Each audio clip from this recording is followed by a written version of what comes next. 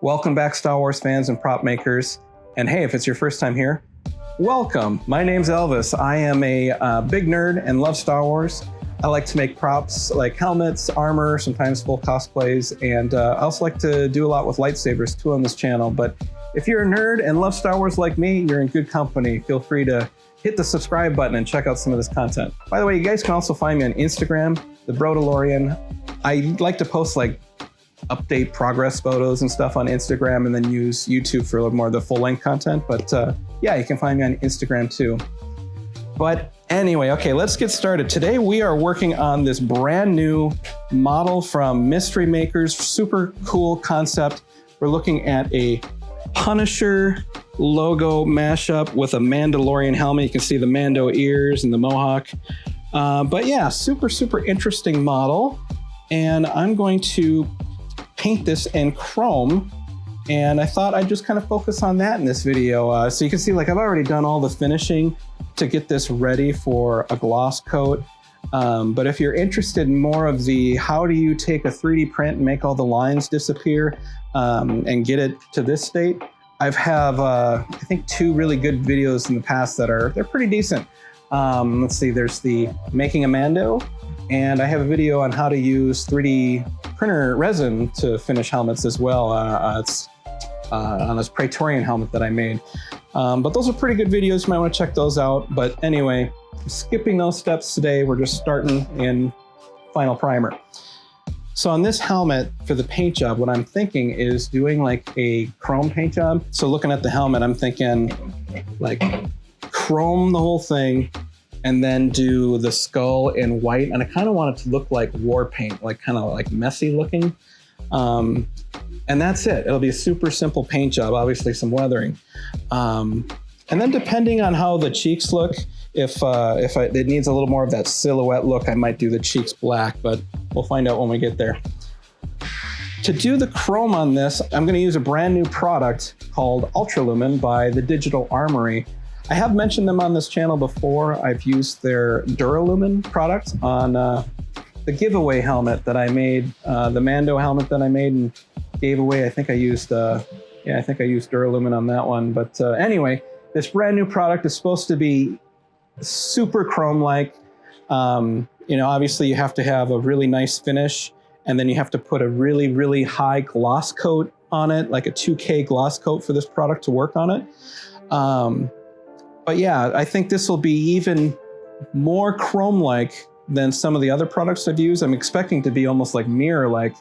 So yeah, I don't know if that's always the look I want. Like sometimes I might want something to just look more like a metallic, not shine, but like luster, like a lumiluster. But this one's gonna be like super metallic and reflective. I'm hoping, we'll see. But to do this, to use this product, we need to put it over a 2K high gloss clear coat.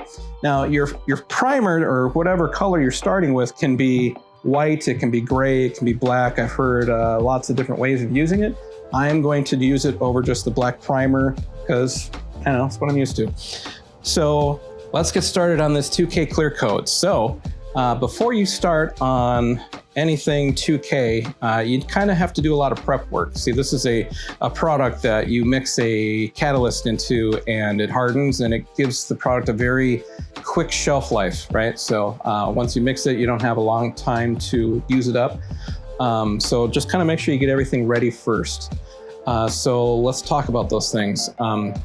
So first off, you need to make sure you have low humidity, because if you're over, like say 50% humidity, you're gonna get lots of tiny little water droplets or bubbles in that clear coat, and it's just gonna ruin the clear coat. It won't be as shiny. So I always keep, you know, by the way, this is a brand new recording style for me. Normally I'll just record something from my glasses or my GoPro and do like a voiceover later in the video. Let me know what you think of this. Kind of more, I don't know, talk and work and be on camera. Very different for me. Let me know what you think of that new setup. And the new garage in general, actually. I guess I get to share that. It's the first video since I've like reorganized everything. So like now I have my 3D printers in the garage with me. which is really nice. Don't have to run upstairs to start new prints. I have all of my paints and consumables on the shelf over here. I also keep some consumables and all my tools in this workbench here. And yeah, you know, little upgrades, like I added this automatic reel for the air hose. Probably one of my favorite additions to the shop, actually. I really like having that air hose thing. Also been decorating a little bit. So if I've ever made a helmet for you, please send me a photo of it, because like I've only started recently taking pictures of the helmets that I make. So if I've made one for you and you think it's kick-ass, please send me a kick-ass photo and it will probably end up on the wall in here. But yeah, so let's get started. So let's talk about the Clearcoat itself. So I'm using a Finish One Clearcoat. Let's see, FC 720 Clearcoat. And I'm using a medium hardener only because I'm in Texas and sometimes it's really hot and humid, sometimes it's cold and not. And anyway, I use a medium hardener. You can use a fast or slow. Yeah, and then I like to spray mine through an HVLP Touch Up Gun. And this is only, let's see, what is this? 0.8 millimeter needle. So sometimes you might need to add in a little bit of reducer to this Clearcoat to work in an HVLP Touch Up Gun because of the small needle. But I just kind of like the control I get with it. I mean, I could go all the way down to an airbrush, but then you really have to put a lot of reducer in. I like the Touch Up Gun. Now you can also use a regular HVLP, like I have a 2 millimeter and a 1.3. I think the 1.3 is what people usually use with this Clearcoat. Yeah, so this is pretty nasty stuff. You do not want to breathe it. It's toxic. In fact, I think anything 2K, anything with that catalyst mixed in, you really should wear a respirator. So have one of those handy. Let's see, what else do I need? I like to hold the helmet as I paint my Clearcoat, which is really not, I guess, the standard way. A lot of people will put it on like a little turntable and then, you know, spray it on the turntable. I personally just like holding the helmet. So I use these sleeves, and I got this tip from Christian at 3D Fanatics. I feel like I have to always mention him. Thank you for teaching me this stuff. But I like to use these paint sleeves. It just, you know, when you're using it on, when you're holding the helmet and painting, it keeps your arm from getting all clear coated. Let's see, we need a paint filter and measuring cup, lacquer thinner. Lacquer thinner is what you'll use to clean your Clearcoat out of the gun, the sprayer gun. This will get any little pieces of debris out of your Clearcoat, so strain it before you put it in the gun. And these cups here, you don't need a lot of Clearcoat to do a helmet. These cups happen to come pre-measured in, let's see, 8-ounce tick marks, or 1 cup.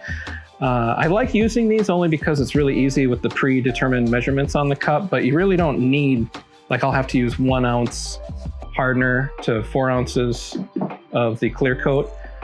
You really don't need 5 ounces of Clearcoat to cover a helmet. So you will get at least 2 coats out of that much if you're mixing that much. Let's see, I need some gloves.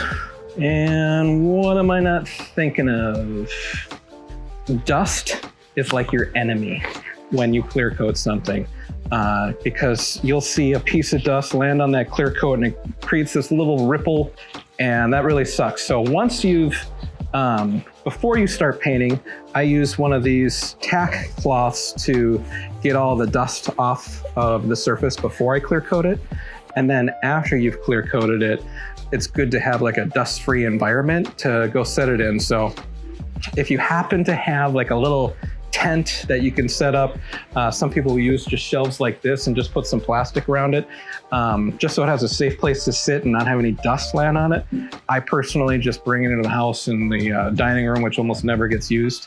So I'm just set it in the dining room. But anyway, yeah, so you'll want to have where you're going to put it afterwards figured out as well, is my point.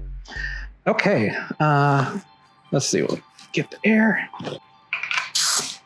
I usually use around 30 pounds, about 30 PSI. Should put these little regulators right here on the gun. That way you don't have to keep going back and forth to your compressor. Handy. All right, so got everything ready to go. Let's go ahead and mix up our clear coat. So we'll start with the clear coat. And I'm going to put 4 ounces of clear coat in here. You don't need to strain this yet. Once we mix everything together, we'll strain it when we pour it into the reservoir on the sprayer gun. All right, I got 4 ounces of clear coat. Now we'll just need 1 ounce of the hardener.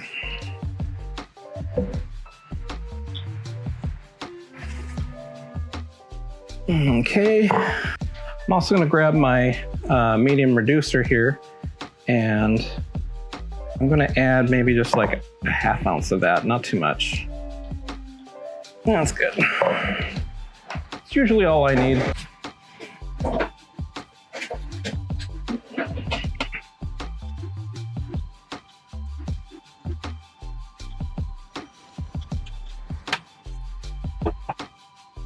All right, so I'm gonna take a little bit of lacquer thinner and put that in my gun just to make sure it's clean and good to go. I do usually clean them really well each time, but I just like to get a good spray going, check my fan.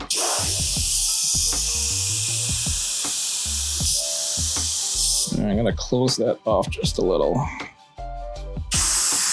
There we go. So I got about like a 2-inch fan on it. That should give me some pretty good control. You might have to adjust that once the clear coat's in there because it might spray a little differently, but yeah, everything's good to go. So let's get all that lacquer thinner out. All right. And like I said, we're going to strain this, make sure we don't have any debris in our clear coat.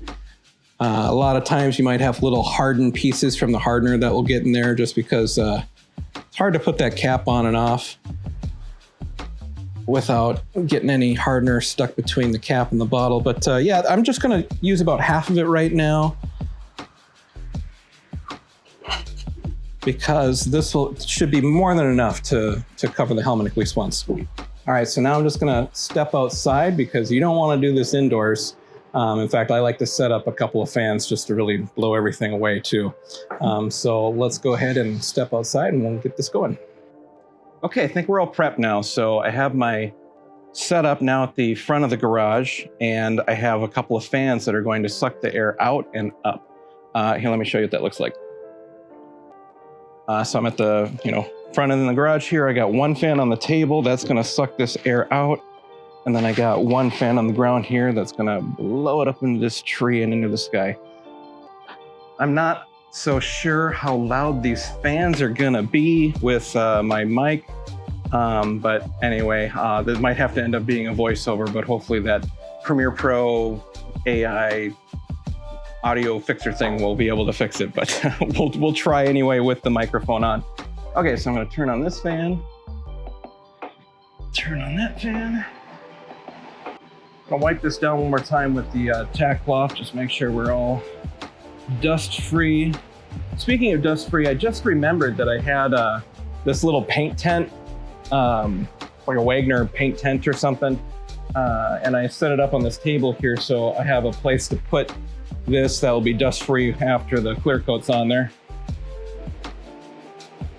Constantly check and recheck for little spots of dust. Just trust me, it will ruin your day when you see it later.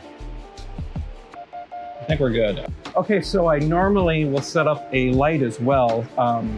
So when we look down the edge of the prop, you can see that sheen and see how wet it is. And if, you just kind of watch that to see if you're getting too much or not enough clear coat on the helmet. So I also usually set up a light that I have turned on here right next to my camera. So hopefully with it being right next to the lens, you'll be able to see that shine like I do.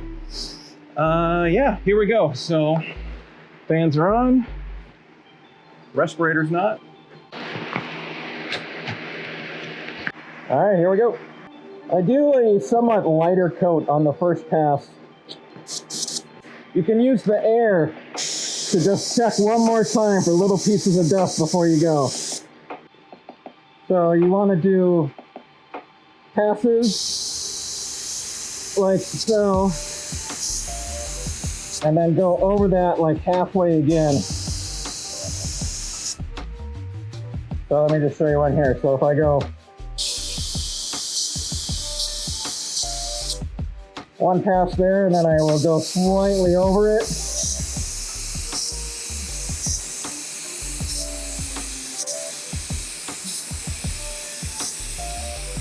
Like that, and just always build on top of that last layer that you were doing.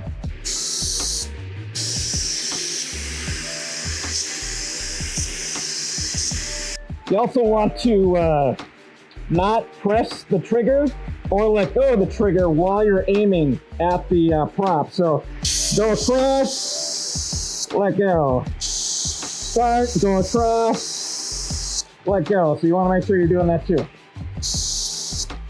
Besides, because you might get a little squirt when you first hit the trigger, and you might get a little bit of a squirt when you release the trigger again. So that's why you want to not be aiming at the prop when you spray.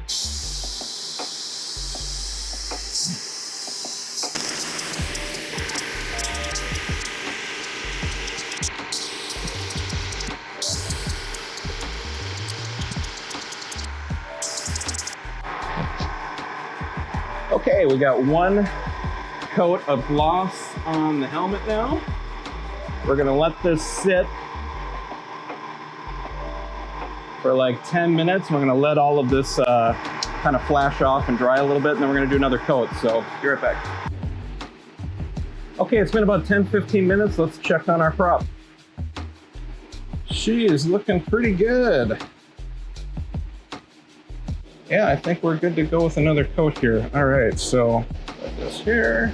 Before you start painting again, check the reservoir. Make sure you have enough. I'm getting pretty low, so I'm gonna put some more in.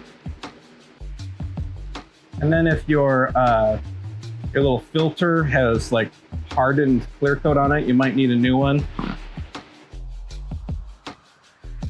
On the second coat, you want it to be a little more wet, a little heavier than the first one.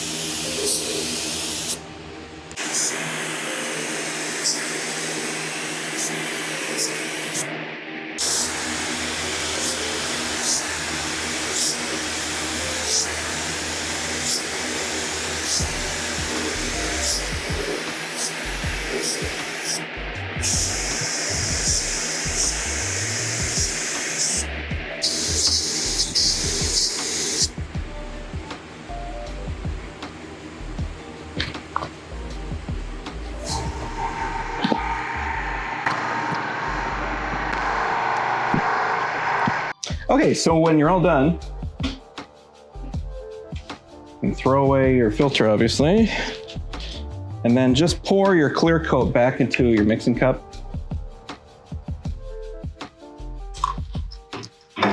And then you can actually just let this sit, and it will harden. Here, I got here's one from a previous clear coat. You can see it just turns hard. So you can just leave it in there and then throw it away.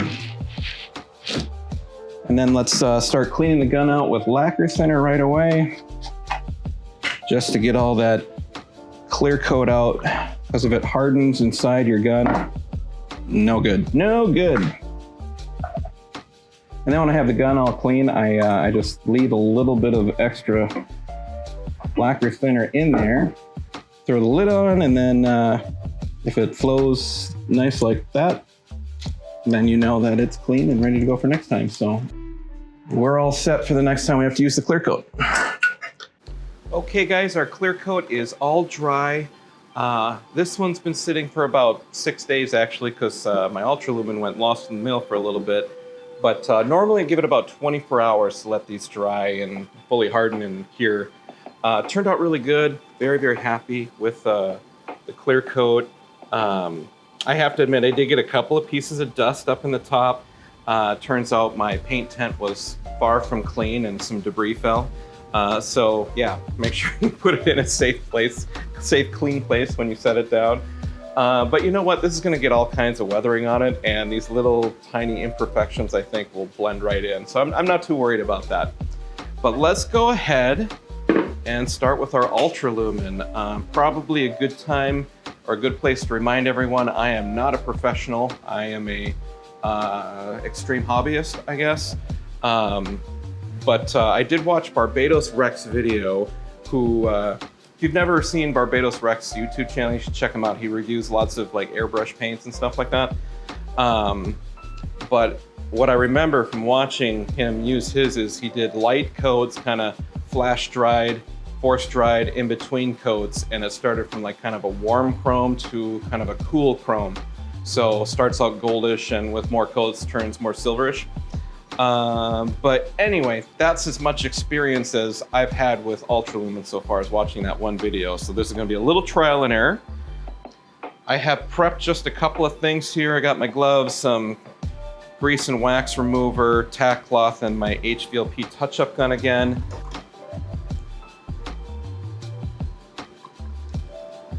Oh, that's interesting. This is really a dark, muddy looking product, so much different from what you're used to seeing with Duralumin or like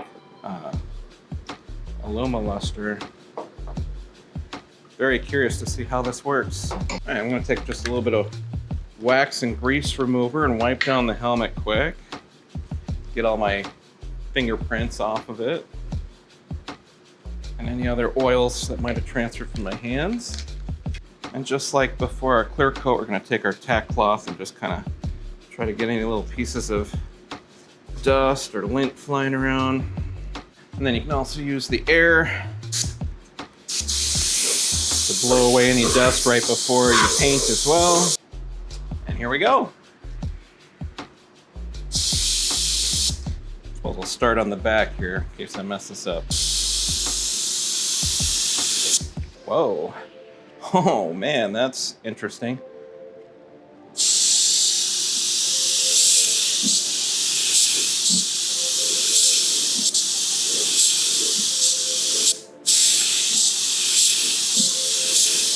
That really changes fast.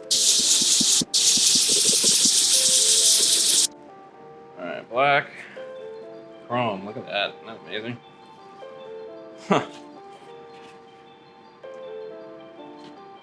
I don't know if I'm gonna use more coats. It looks good already, but I mean, I will obviously just see what it looks like, but yeah, I'm really impressed so far. All right, let's keep painting.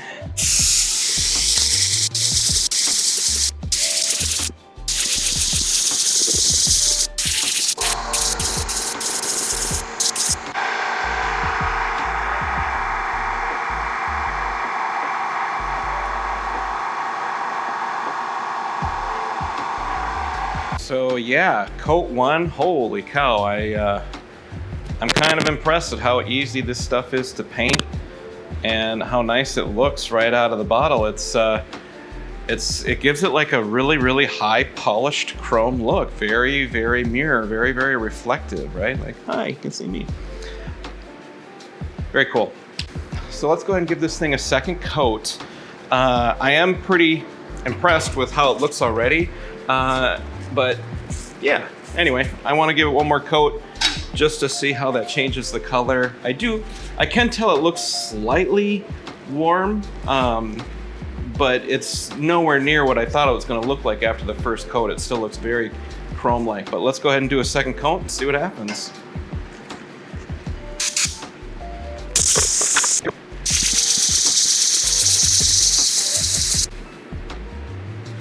It's pretty hard to tell.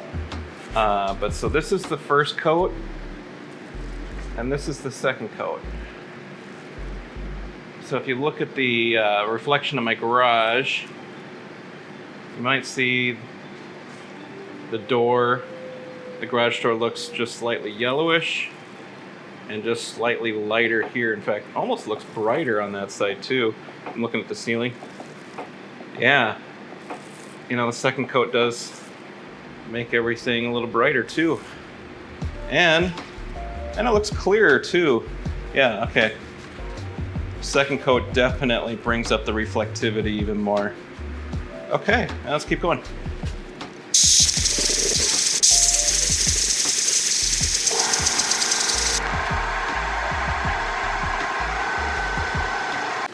Okay, so like, I'm really happy with it, but I'm gonna try a third coat.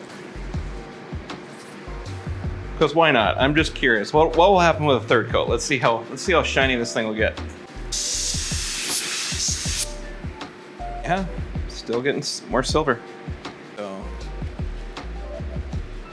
see how like skin tones light, kind of bluish, kind of yellowish, bluish, yellowish.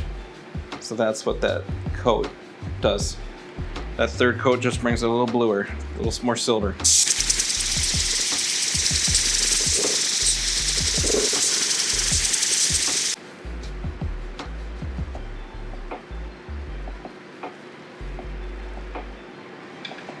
Okay, so our Ultralumen is all done, and I baked it. You're supposed to set it aside and let it like fully dry out before you put any top coats over it.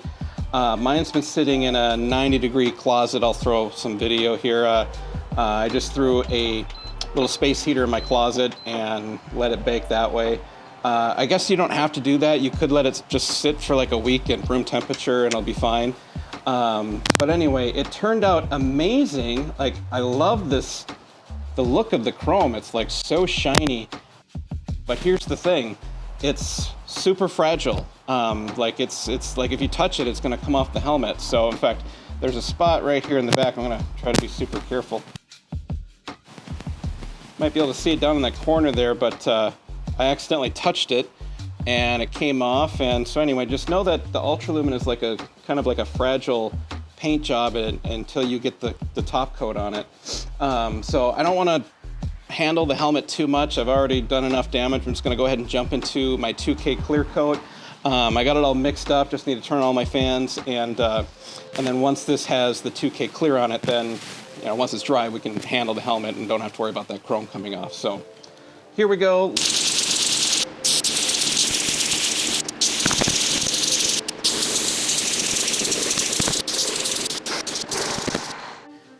Okay, I hope you were paying attention to how nice that chrome finish was in that last clip, because it doesn't look like that anymore. Let's just say mistakes were made. I like to learn a lot of hard lessons when it comes to using new paints by just putting them right on a helmet and not testing anything. But anyway, that super mirrored, really polished chrome look has gone away. It is still reflective. It's just a little cloudier now.